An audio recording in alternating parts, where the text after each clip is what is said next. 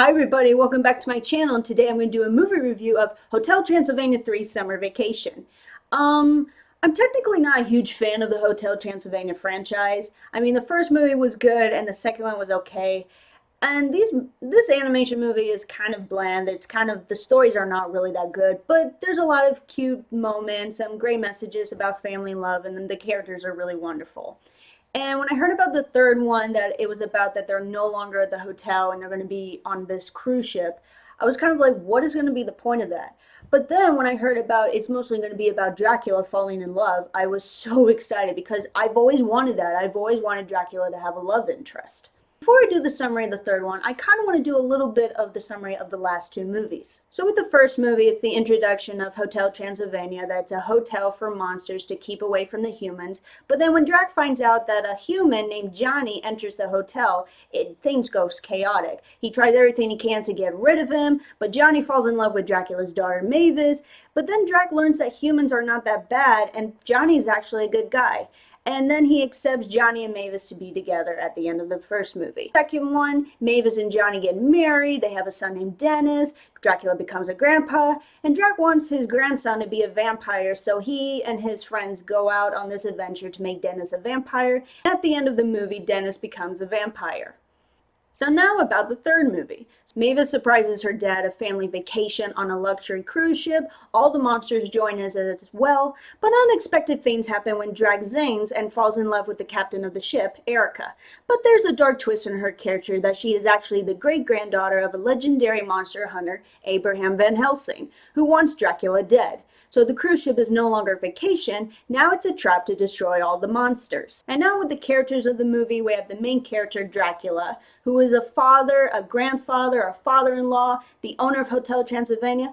But there's one thing that's missing, a soulmate. So in this movie, he feels really sad and lonely that he has no girlfriend, he doesn't have anyone in his love life, and he wants to fall in love again, but unfortunately he can't because for monsters, you only zing once in your life.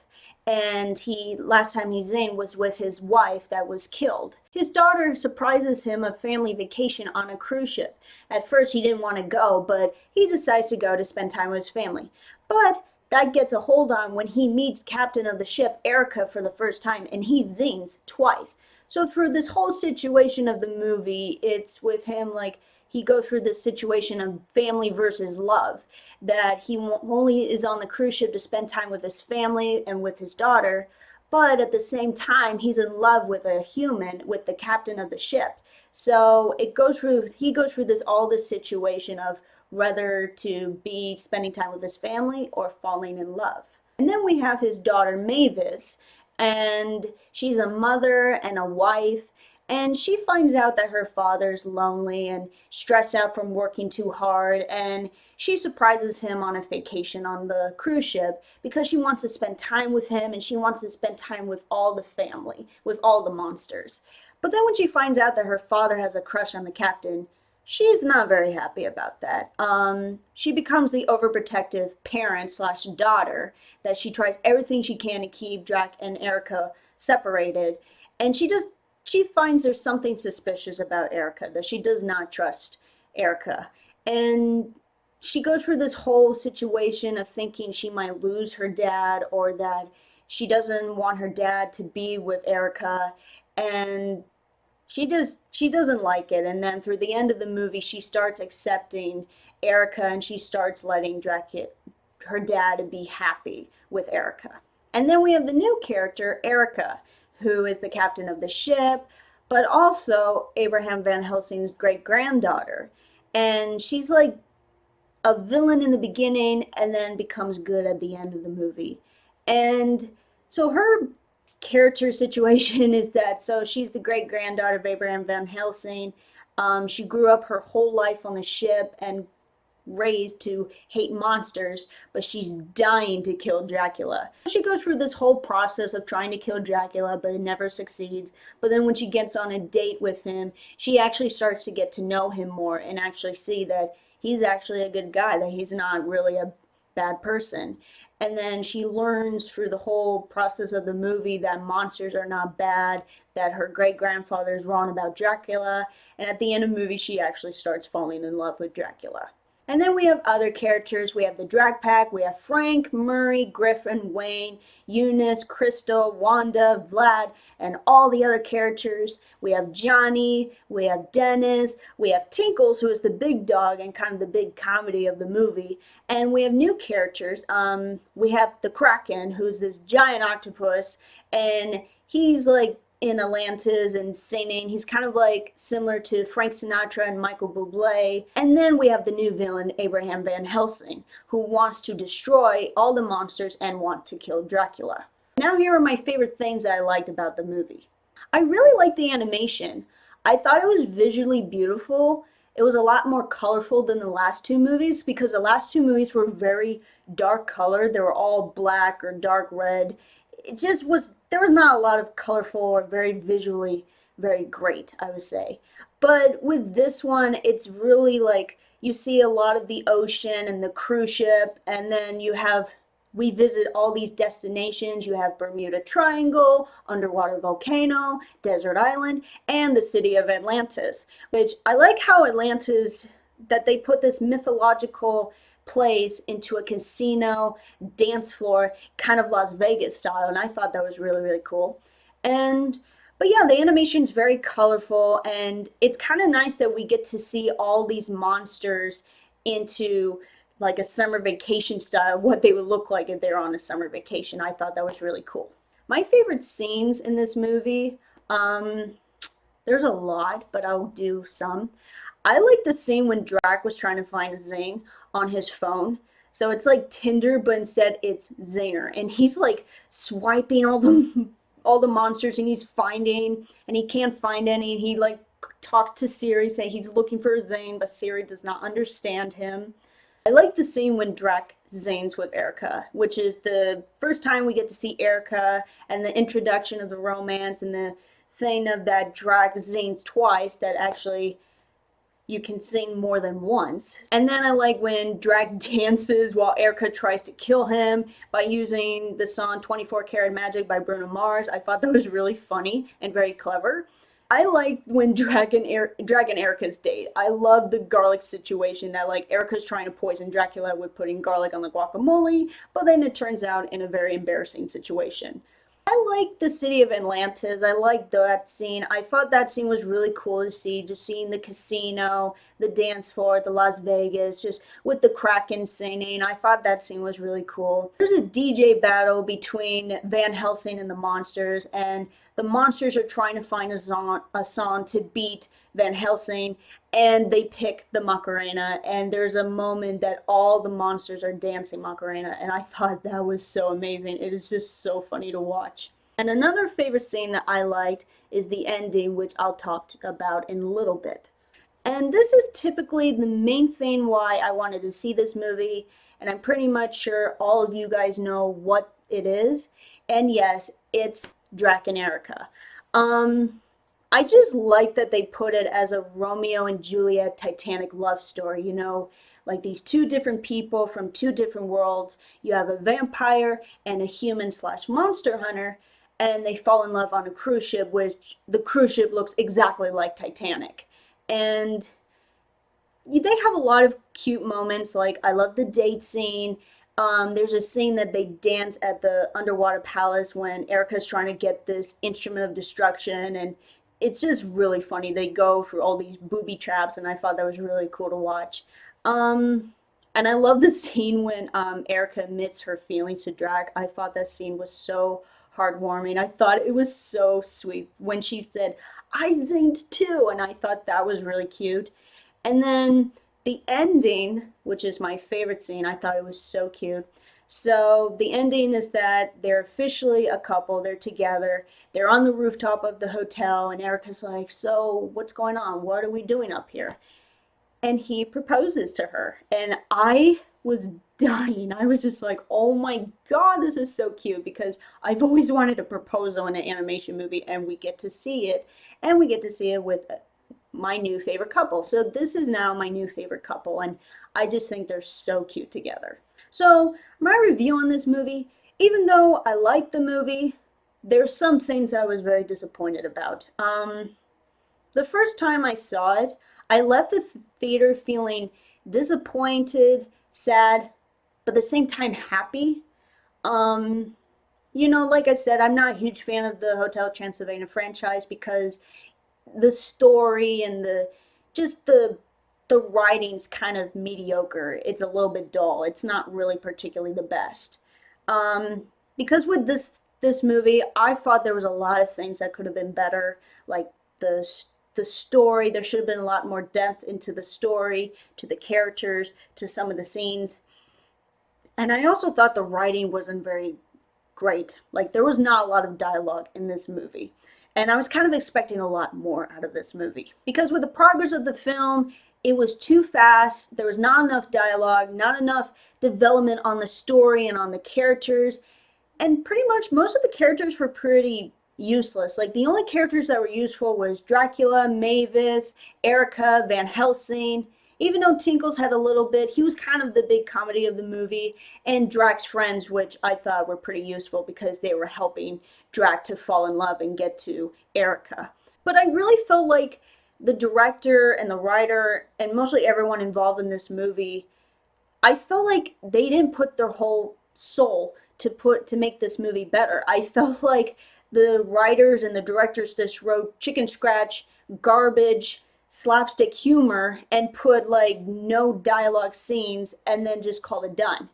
Like the writing wasn't good. Like there was some writing that was not that great or very mostly kind of random.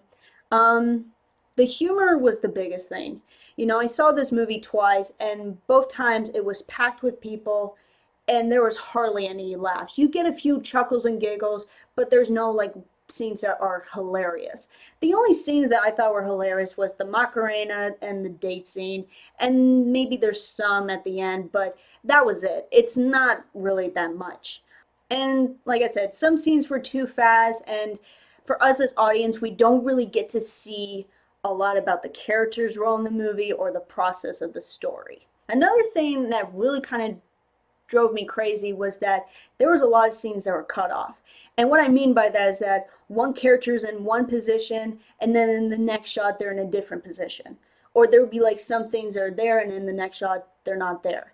For a perfect example is that when Drac and Ericka are out of the underwater palace thing and Drac is covered with darts and arrows, there's a shot that he has that all in his body, and then in the next shot all of that is gone. And I was like, wait a minute, so what just happened? It just magically disappear? So that was like another big thing that I was like, that's a big mistake. And then there was like another one that Drac and Ericka were in one position, and then in the next shot they were a little bit separated from each other. And I was like, okay, that's not good. So there were some scenes that characters were in different position, and that is not really good for an animation movie.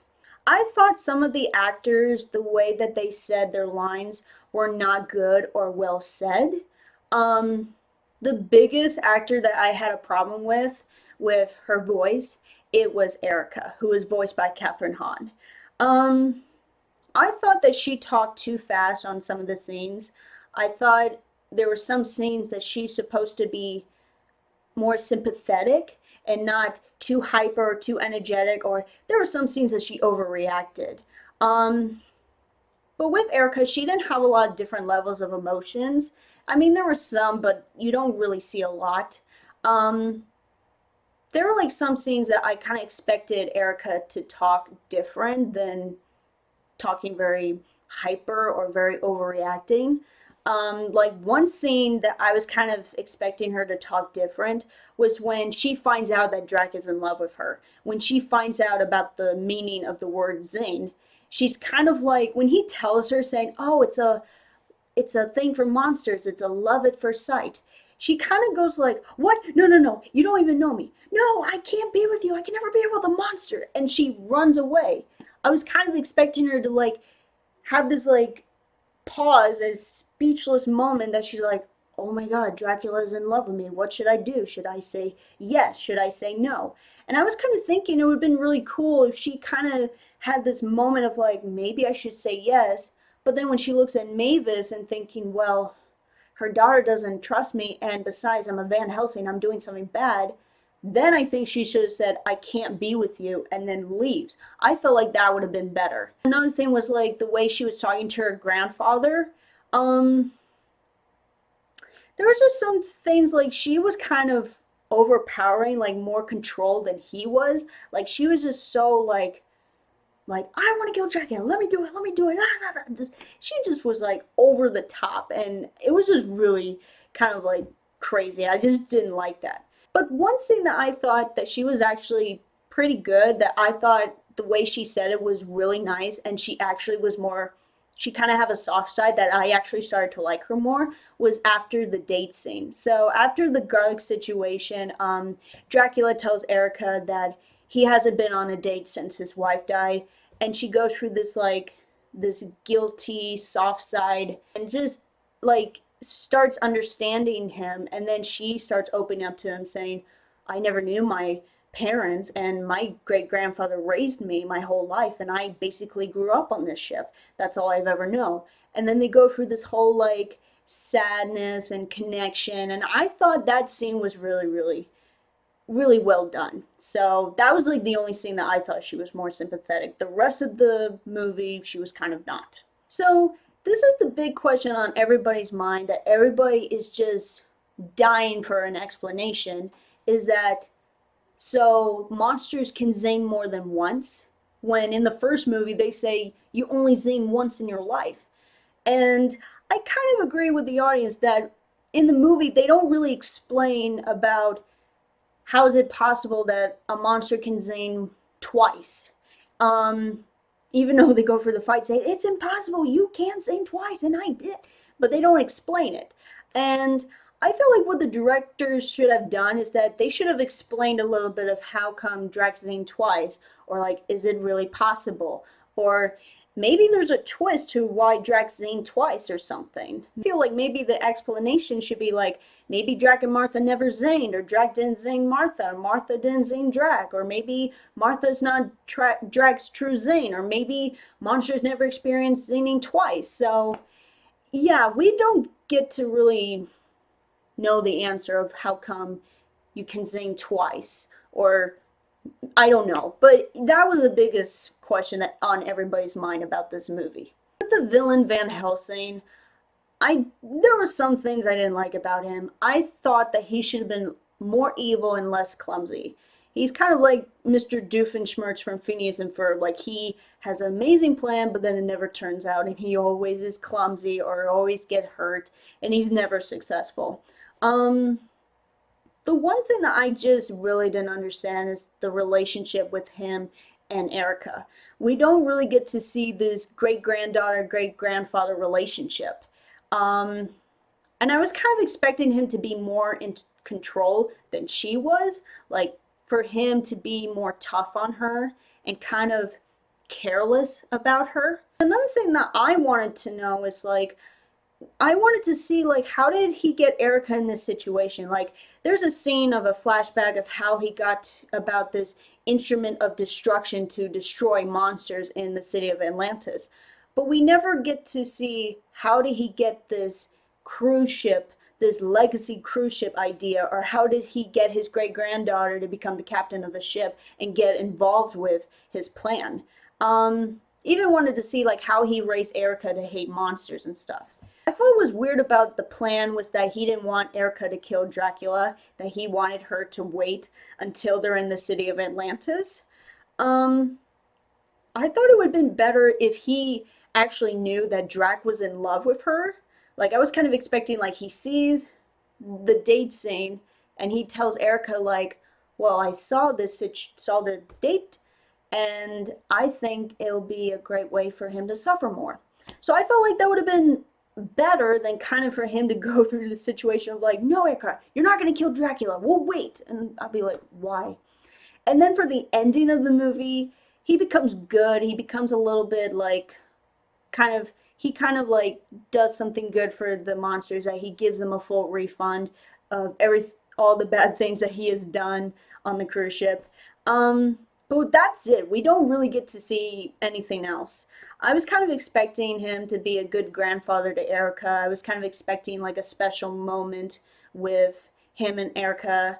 And I was kind of expecting him like he lives at the hotel now and tries to get along with the monsters. But we don't get to see that. The biggest character that I had a problem with, that I was expecting a lot more in this movie, was Erica. I felt like her role in this movie was kind of mediocre, kind of dull. It wasn't very great. Um, I like her, but at the same time I don't, and there's like a lot of reasons. The first time when I saw her, I thought she was too cartoony. Like she has a little bit of resemblance of Olive Oil from Popeye. Like just the physicality, the face, it wasn't so human like. It was more kind of like back in the time of when female cartoons of just very cartoony, very the physicality and just filled of different expressions. Um, I felt like she was too hyper, she was too energetic. She's not acting very realistic. She's just like, oh, da da da, just she's just everywhere. Um, I didn't really like her personality. Like I understand she's supposed to be this charming, this hyper person, just filled of energy and positive, but it was just too much. Um, and I just don't really like the puffy cheeks and the little chin. I love the hair, but just this was just, I don't like that. Like I said, we don't really get to see her relationship with her great grandfather. She was kind of more like an acquaintance for Van Helsing. And like for me, even though I like her and I don't, but I still kind of wanted to know more about her. We get to know a little bit about her, that she never knew her parents and she grew up her whole life on the ship and doesn't know anything else. I kind of wanted to know her role as one side of being a Van Helsing and one side of falling in love with Dracula. Um, I kind of wanted to see more like how did she get involved with Van Helsing? How did she get involved by raised to hate monsters? And I just wanted to see more of that. And I was kind of expecting her to be more like, even though she is in the movie, but more of it, she was kind of like Meg from Hercules, you know? She's very beautiful, she's very seductive, and she seduces Dracula, like she's so into him, but she's technically just doing it to kill him, kind of thing. So even though I like her, I was expecting a lot more from her. So she's a good character, but I wanted a lot more for her in this movie. Even though Drac and Ericka are my favorite couple and they were my favorite part of the movie, there were so many things that I was kind of really disappointed about. Um, I felt like the love story wasn't very strong. I felt like we don't really get to see a lot of things going on with these two characters. I kind of wanted to see Erica try to kill him more by like she didn't use like sunlight or the wood stake to the heart kind of thing. She didn't use any of those. And I wanted to see more scenes that they start getting to know each other and try to know their differences, and Erica knowing how much Dracula is a good guy, and that she actually likes him and she's actually in love with him situation. There should have been a lot more romance. Um, the thing that I really was so upset is that they didn't even kiss. They almost kissed, which I was like, oh my God, but they should have kissed, at least a kiss on the cheek, but we don't get to see that. Like, this movie has no kissing. The last two movies we get to see Mavis and Johnny kiss like 3 times, but we don't get to see Drac and Ericka kiss. Like really, really directors, really, you're killing me. There should have been a wedding already. I felt like the ending, even though the ending's really cute, but I was like, that's it. It's just the proposal. She just says yes, and that's it. We have to wait. We have to wait and suffer. I felt like it would have been a better ending when she says yes, that there should be a shot that on the hands that he puts the ring on her finger, and then it transfers to the wedding. And I felt like the I do, I pronounce you husband and wife, you may kiss the bride, all of that situation, and then there should have been a dancing with the song I See Love by Jonas Blue, and that should have been the end of the Hotel Transylvania franchise. I feel like that would have been the grand finale. So, but it wasn't. Um, I felt like the proposal should have been a lot better. Even though it was cute, I was expecting it to be a lot better. It was kind of not how a normal proposal would be. Like, he was kind of like saying it as like a simple question. Like, he's just like, oh, no, I was just going to ask you if you would marry me. What do you have to say? I was like, no, no, no, no, no. The guy is supposed to tell the woman how much he's in love with her, how much he wants to spend the rest of his life with her, and then he asks her, will you marry me? It's supposed to be very romantic, not kind of like a straight up question and a straight up answer situation. And then she goes through this whole like Transylvanian language thinking it still exists. But I don't know. I felt the proposal should have been a lot better. I was kind of expecting Drac and Ericka to be more of Jack and Rose Titanic love story reference, like kind of like the quote of "you jump, I jump" reference. I thought that would have been really cute if we kind of see some sort of Titanic love story with these two. Even though I love these two, I think they're really cute, but I was kind of disappointed with how the directors put this love story together. After I watched the movie, I read the book, the movie novelization book, and it was so much better than the movie. Like, this book had scenes that were not in the movie. These scenes, some parts in the book were more affectionate, more touching, and had great messages about love and family and accepting monsters on the inside, not on the outside. Lots of more Drac and Ericka moments. And Ericka was actually a better character in the book than she was in the movie. She was actually more sympathetic, and she was actually more, I don't know, softer, I would say. She was actually a better character. I actually liked her a lot in the book than in the movie. Like some examples is that like when Erica tells her grandfather about Dracula, after when she gets the interim of destruction, she tells him that he saved my life. And then in this quote she says, but the way that he and his daughter were talking to each other, the way that they cared about each other, it was so human.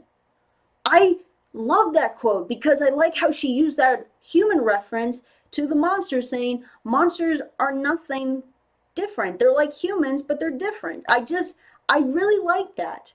And there's like another cute, sad romantic scene is that when, after the situation, when Ericka tells Drac that she can't be with him because he's a monster, there's a scene that he goes to his room, he takes off his cape, and he picks out a dart from his neck, reminds him of his time that he had with Ericka. I thought this scene was so romantic. I thought it was just really kind of dramatic, and I really liked it. But yeah, there was a lot of messages, even like one that Ericka says, like, monsters have families, they love like us, they laugh like us, they argue like us. She had a lot of great quotes in the book, but she didn't use it in the movie. So that was really, I did not like. I recommend everyone to read this book. When you watch the movie first, then read the book. Read the movie novelization book, and you'll understand what I'm saying. Is it better than the last two movies? In some circumstance, yes, because we're no longer at the hotel.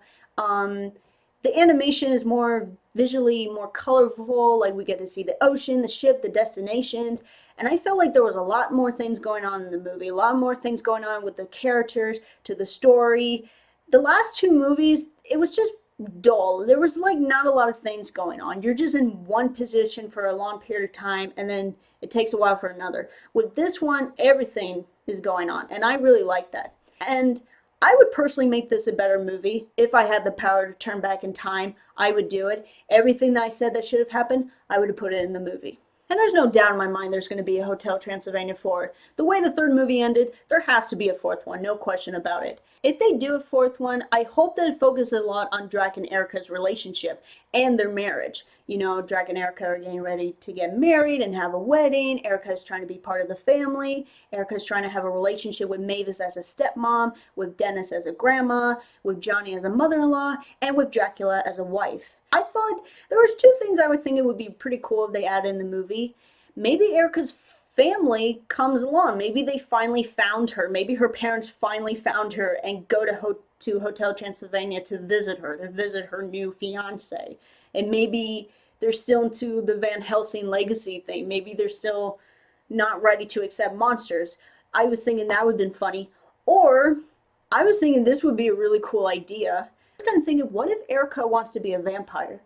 You know, she's still human and she's marrying a vampire that's going to live for eternity.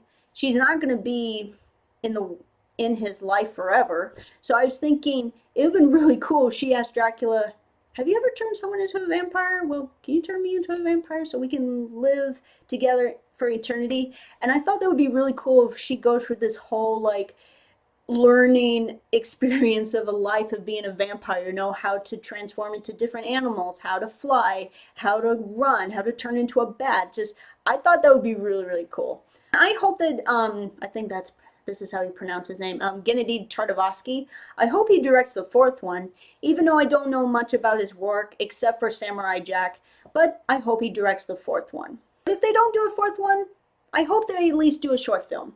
I think they should do a short film about Drac and Ericka's wedding. It should be more compared like the Disney short film Tangled Ever After.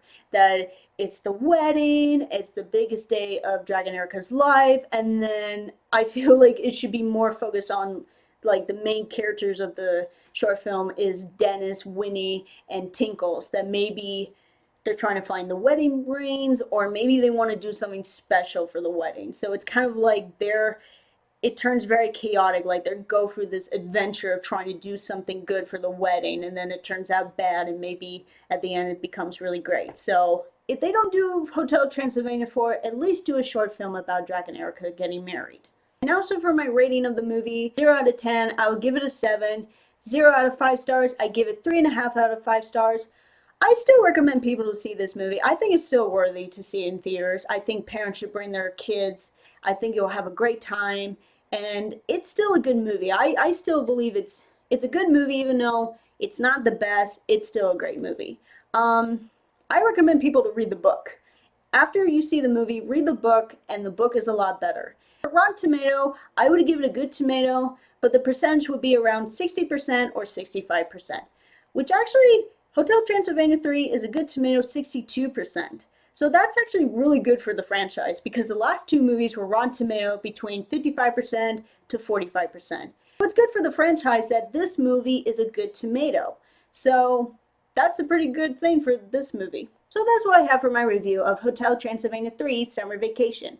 I hope you liked this video. Leave comments below if you agree or disagree with my review. Even leave some comments if you saw the movie and let me know how you like it. And I hope you subscribe my channel. Thanks for watching. See ya.